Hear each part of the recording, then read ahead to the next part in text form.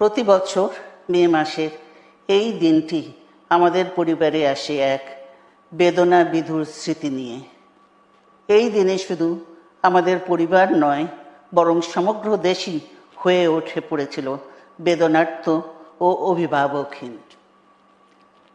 আমাদের প্রিয় মাতৃভূমি বাংলাদেশের জন্মের সাথে জড়িয়ে থাকা এক অবিচ্ছেদ্য নাম শহীদ প্রেসিডেন্ট জিয়াউর রহমান, যে চট্টগ্রাম থেকে স্বাধীনতার ঘোষণা করে তিনি এ দেশের সাথে তার নাম অবিচ্ছেদ্য করেছিলেন।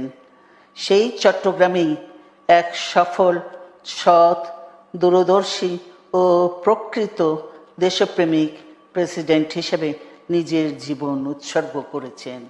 এদেশে গণতন্ত্র, স্বাধীনতা, সংবাদপত্র ও বিচার বিভাগের স্বাধীনতা, স্বনির্ভরতা ও উন্নয়ন এবং নিজস্ব জাতীয়তাবাদ সৃষ্টির অনন্য রূপকার শহীদ জিয়া, যে গণতন্ত্র প্রতিষ্ঠা আর সার্বভৌমত্ব রক্ষার লড়াইয়ে তিনি শাহাদাত বরণ করেছেন, সেই গণতন্ত্র নিরবচ্ছিন্ন যাত্রা আজও বাধাগ্রস্ত হচ্ছে প্রতি পদে পদে।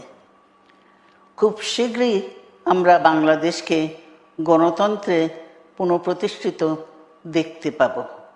এই হোক শহীদ জিয়ার শাহাদাত বার্ষিকীতে আমাদের অঙ্গীকার।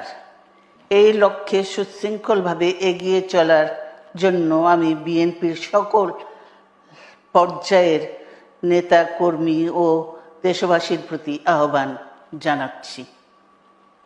মনে রাখবেন, সবার জন্য গণতন্ত্র ও উন্নয়নের মাধ্যমে সকল সমস্যার সমাধানের যে রাজনীতি শহীদ জিয়া রেখে গেছেন, তা বাস্তবায়নের মাধ্যমে তার প্রতি শ্রদ্ধা জানাতে হবে।